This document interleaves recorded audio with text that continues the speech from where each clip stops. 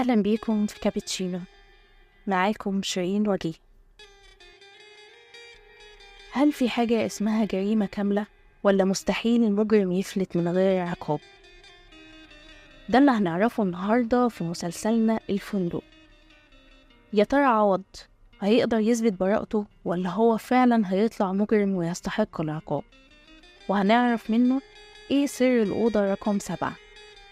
خلينا نقول ان سهرتنا النهاردة من بطولة محمود التوني، عفاف شعيب، ليلى صابونجي، ورياض الخولي، همام عبد المطلب، من تأليف إمام مصطفى، وأخرجها للإذاعة محمد مشعل. أوعدكم إنكم هتسمعوا سهرة حلوة جدا وممتعة جدا وفيها كمية إثارة وتشويق حلوين جدا. خلونا نحضر فنجان الكابتشينو بتاعنا ويلا نشوف حكايتنا النهاردة بتقول إيه. الفندق.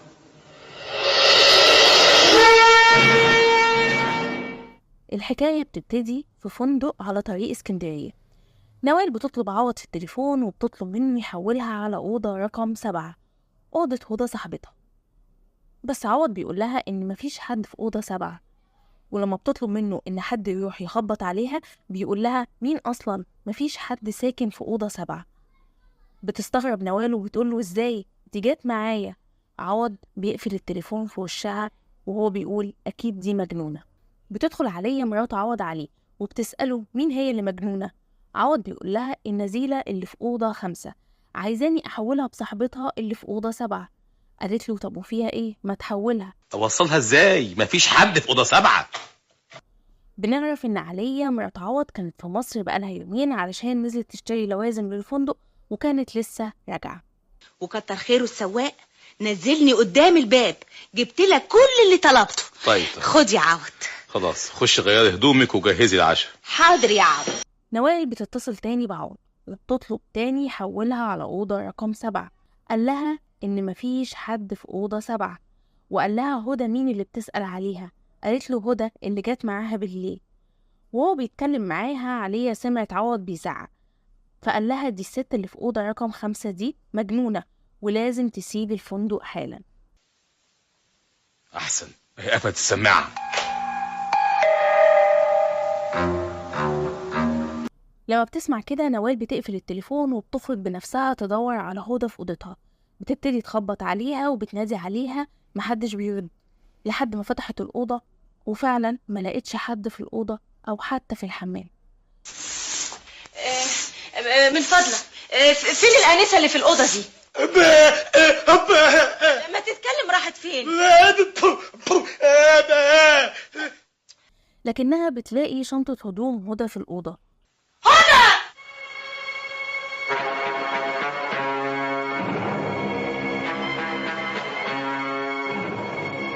عليا وعوض بيسمعوا صوت عالي بره، ولما بيخرجوا بيلاقوا نوال عمالة بتزعق وبتصرخ وبتنادي على هدى، وبتسأل عوض عن هدى ووداها فين. ولما قال لها إنه ما شافش حد معاها حاولت نوال تفكره إنها جت هي وهدى بالليل وسألته إذا كان في أوضة بالسرير. قال لها لأ مفيش، فطلبت منه أوضتين، وقالت له كمان إن كان في واحدة ست قاعدة هنا على الكرسي بتشتغل كنافار. تمام، كل اللي سيادتك قلتيه صح وحصل، ما عدا حاجه واحده بس، ان ما كانش في واحده معاكي اسمها هدى. أنا لازم أفكرك كويس، كان في واحد. يا ست هانم انا فاكر كويس جدا ان ما كانش في معاكي حد. نوال بتطلب من عليا مرات عوض إنها تعرف هدى راحت فين لأنها صاحبتها الوحيدة، فبتطلب عليا من نوال إنها تقعد تستريح شوية. عوض بيروح لعليا وبيقول لها إنها ست مجنونة وإن مفيش حاجة اسمها هدى. أنا هطلب البوليس. بوليس؟ بس عوض قال لعليا سيبيها تبلغ البوليس لأن فعلا مفيش حد اسمه هدى جه. بس عليا بتطلب من نوال تاني إنها تستنى شوية وبتدخل تتكلم مع عوض.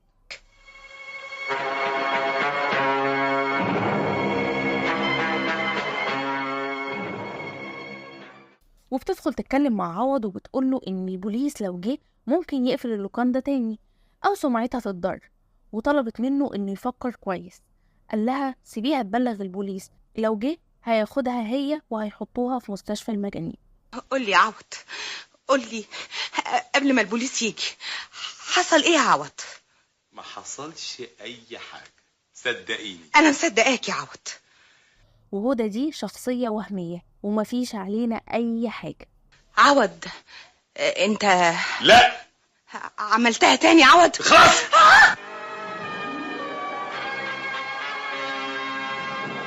بنلاقي بره نوال بتقابل فضيلة هانم السلحدار، ولما بتسألها إذا كانت شافت هدى معاها بالليل ولا لأ، لا انا مش فاكره حاجه. انا حتى مش فاكره اكلت ايه من شويه. طبعا يبقى لازم تقول مش فاكره. انتوا الاتنين مسؤولين عن اختفاء هدى. ايوه انتوا الاتنين. قررت إنها خلاص هتبلغ البوليس.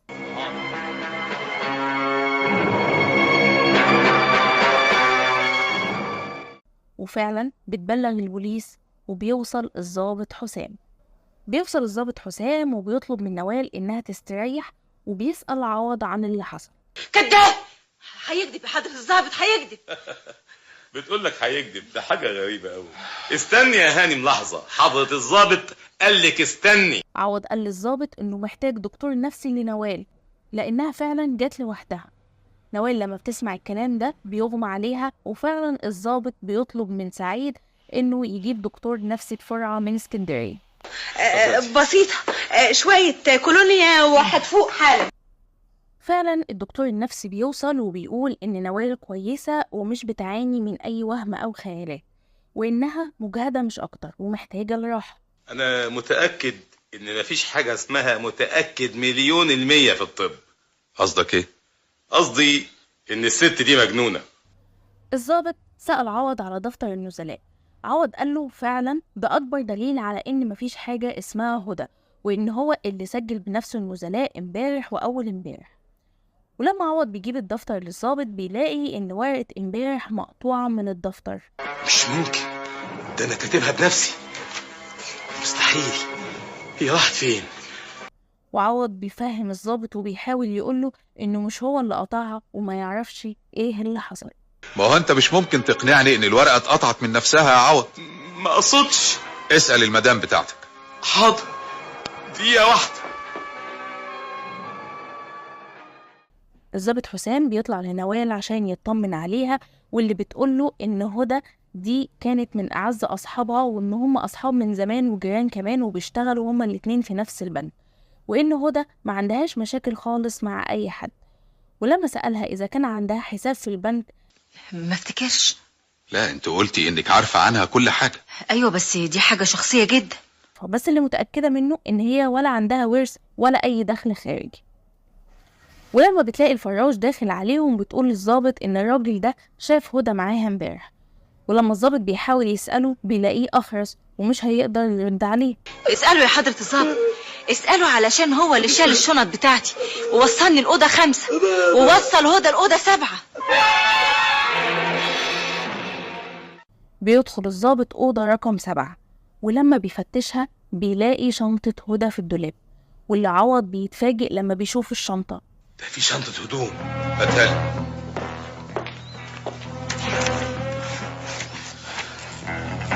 دي شنطة هدى. مش ممكن. في اللوكاندا دي كل شيء ممكن، مش كده يا عوض؟ الضابط بدأ يسأل عوض عن النزلاء الموجودين، قاله إن عددهم مش كبير، اللي موجود هي فضيلة هانم السلحدار، ودي بتقضي كل سنة 4 شهور عندهم، وواحد اسمه الأستاذ محمود وده قاعد في أوضة رقم 2 ووصل امبارح بس، لكن خرج الصبح عشان يصلح عربيته العطلانة ولسه ما جاش لحد دلوقتي. طب تعالى معايا تحت. حاضر. الضابط حسام قرر ان هو يروح يسأل فضيلة هانم عن اذا كانت شافت هدى ونوال امبارح ولا ما شافتهمش.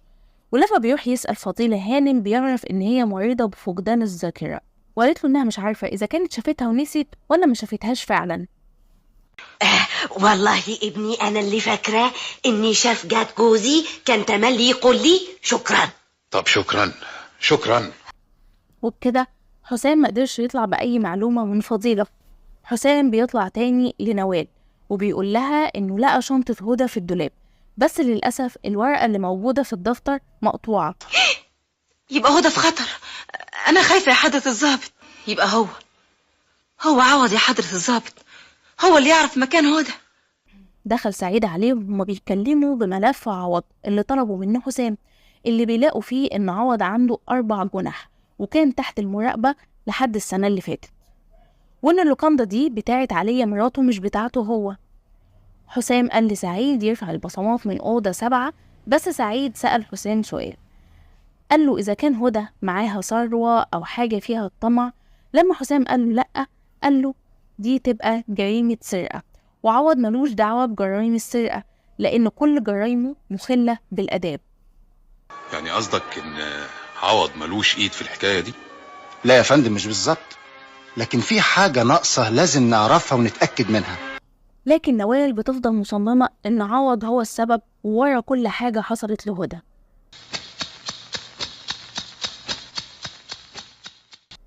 بيسأل حسام عوض تاني عن اللي حصل وبيحاول يخليه يفتكر بهدوء.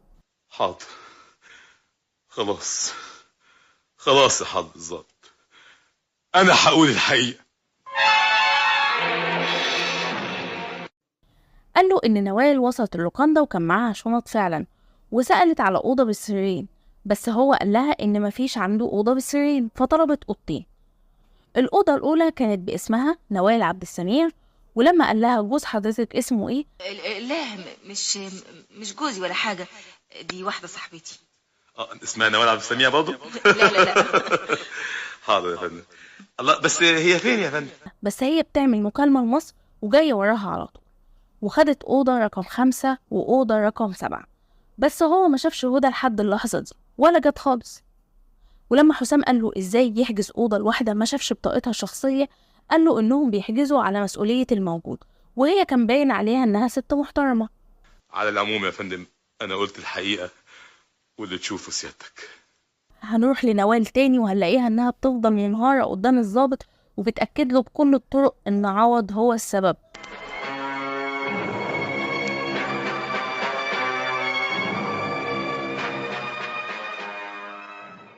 هنا بيدخل واحد، أول برضه ما بتشوفه نوال بتقول لحسام هو ده كان موجود امبارح وشافني أنا وهدى، وبتسأله إذا كان فعلا شافها هي وهدى امبارح بالليل.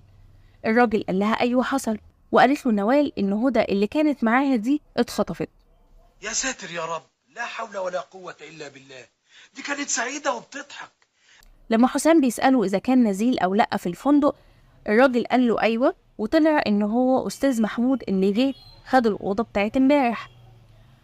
قال له إن هو وصل امبارح وعربيته كانت عطلانة وراح الصبح عشان يصلحها. فحسام طلب من محمود إنه يفضل موجود لأنه هيحتاج يسأله عن شوية أسئلة. ابتدى حسام يسأل محمود وقال له إذا كان شاف نوال ولا لأ. قال له أيوة شافها فعلا بالليل وشاف معاها واحدة، وبدأ يوصف له اللي كانت معاها. قال له إنها سمرة وشعرها أسود طويل وكانت لابسة بلطو غامق كحلي أو أسود. شوف حضرتك الصورة اللي في البطاقة دي. أيوة يا فندم. هي دي يا فندم، هي دي اللي كانت مع الهانم امبارح. الحمد لله، ادي انت نزلت لنا من السما. حسام بيبتدي ينادي على عوض علشان يواجهه بمحمود. طبعا يا فندم، هو هينكر كلام الأستاذ ويقول عليه مجنون زيي. بس بيدخل سعيد وبيبلغ حسام إن عوض مش موجود في اللوكاندا كلها، ومراته كمان قالت ما تعرفش هو فين. بس حسام كان مطمن وقال لسعيد إن عوض مش هيقدر يبعد عن المنطقة، لأن أولا كل متعلقاته وأوراقه وفلوسه موجودة في اللوكاندا، غير كمان الدوريات بتاعتهم اللي على الطريق، فكده كده هو مش هيقدر يبعد عن المنطقة.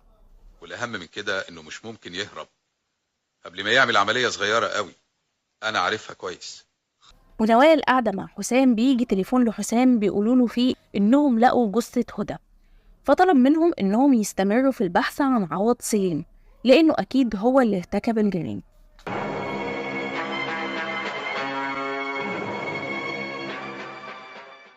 بينادي حسام على عليا مرات عوض وبيسألها على عوض، بتقوله إنه أكيد خرج يتمشى وهيرجع تاني. فعلا عوض بعد شوية بيرجع وبيقول لحسام إن كان بيتمشى. حسام قال له إنه مشتبه فيه في قتل هدى. أنا سمعت كل حاجة، يا قاتل يا مجرم يا سافل. يا نوال، اوعي رقبتي من فضلك يا نوال هانم، أعصابك. حسام وسعيد قرروا عشان يعرفوا إذا كان عوض فعلا هو اللي قاتل ولا لأ هيعملوا كمين في اللوكاندا. وفعلا عوض بيدخل الأوضة بالليل على نوال وبيحاول يقتلها، وهو بيقول لها ليه عملت فيه كده وليه بتقول ان هو اللي قتل هدى. ايه ده؟ ده كمين صغير عشان تنظبط متلبس. بس عوض لما بيشوفهم بيصر ان هو بريء وما عملش حاجة. بس للأسف بيتم القبض على عوض، وبيقول حسام لنوال انها تقدر دلوقتي ترجع مصر وتبلغ اهل هدى باللي حصل، وكمان بيقول للأستاذ محمود انه يقدر يسافر تاني، وبيعتذر له ان هو اخره معاه الفترة دي. اتفضل معانا يا عوض بيه. ربنا هو اللي عالم، حسبي الله ونعم الوكيل. بس اللي حصل ان نوال الصبح وهي بتحضر شنطتها، حضرت شنطتها وهي في منتهى السعادة، ولما شافت الفراش الأخرس اديته 100 جنيه كبقشيش ليه ونزل لها الشعر. يا سلام، كابوس ونزاع. وهنا بنلاقي محمود دخل عليها الأوضة وهو بيستعجلها وبيقول لها تخلص بسرعة عشان يلحقوا المركب اللي هيسافروا فيها مع بعض.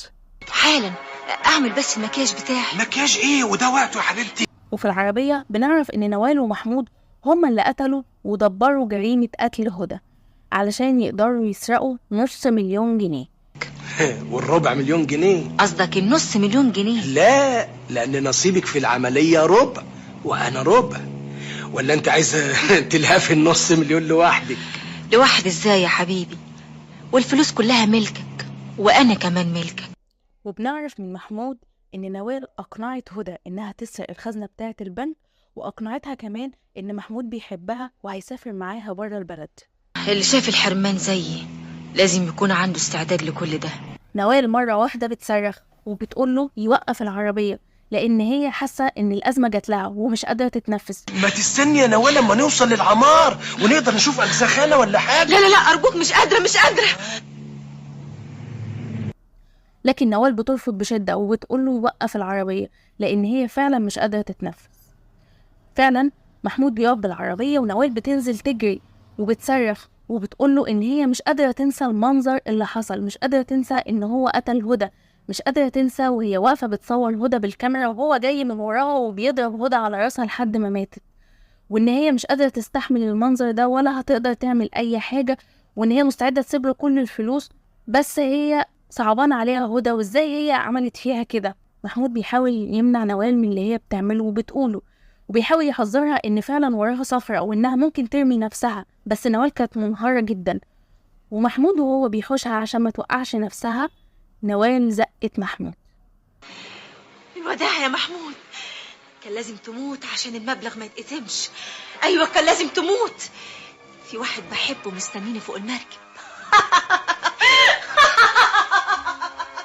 فعلا نوال بتاخد العربية وبتوصل بيها للمينا، ولما بتطلع المركب وبتسأل على مكان الدرجة الأولى. من هنا يا نوال هاني.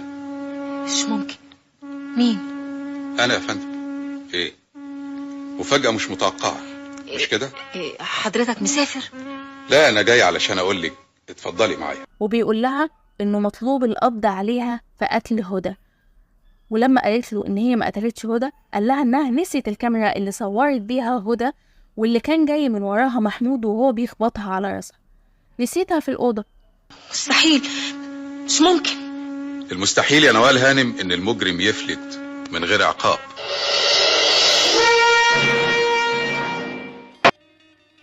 ده كان ملخص مسلسل الفندق، وكالعادة هنسيب اللينك للي عايز يسمع المسلسل بأصوات الممثلين ويعيش معاهم الحكاية.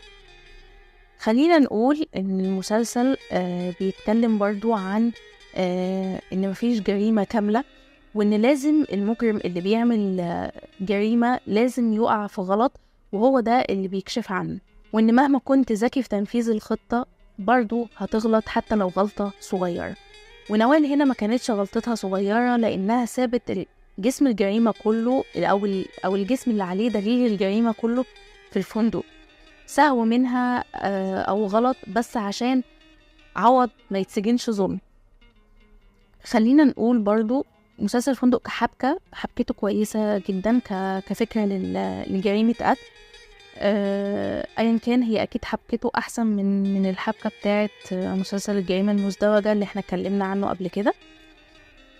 قصته حلوة، يعني تفضل متابع للاخر عشان تعرف مين اللي قتل.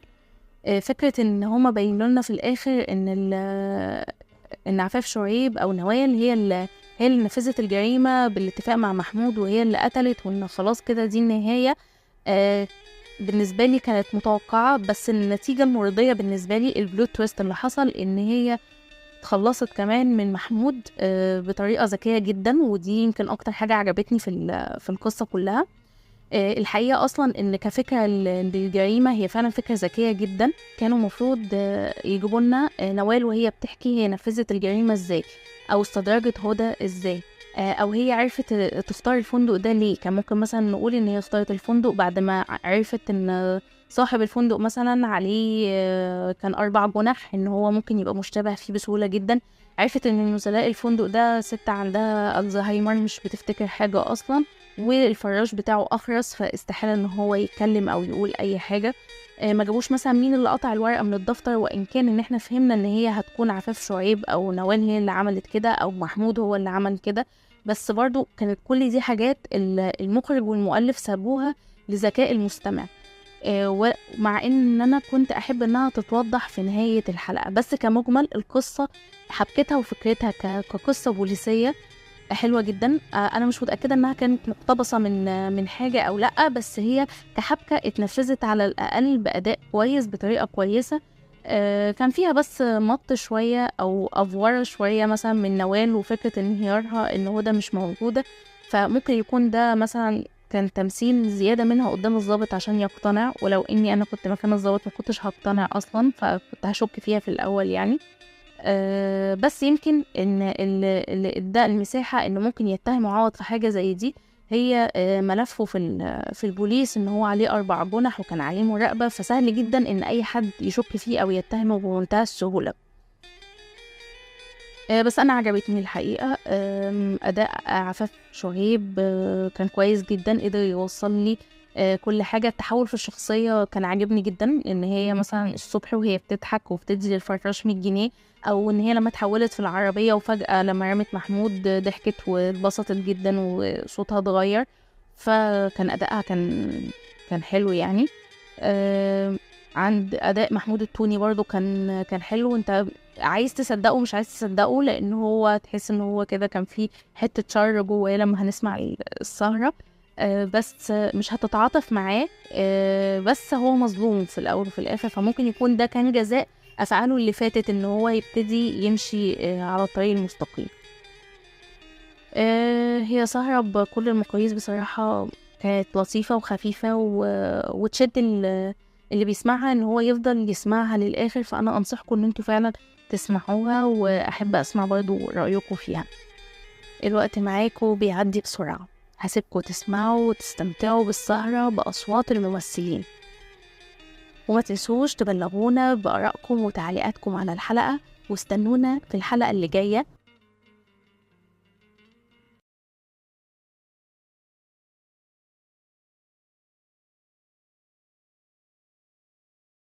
ومعاها قصة جديدة وفنجان كابتشينو دافي. شكرا ليكم، وإلى اللقاء في حلقة جديدة من كابتشينو. كانت معاكم شيرين وجيه.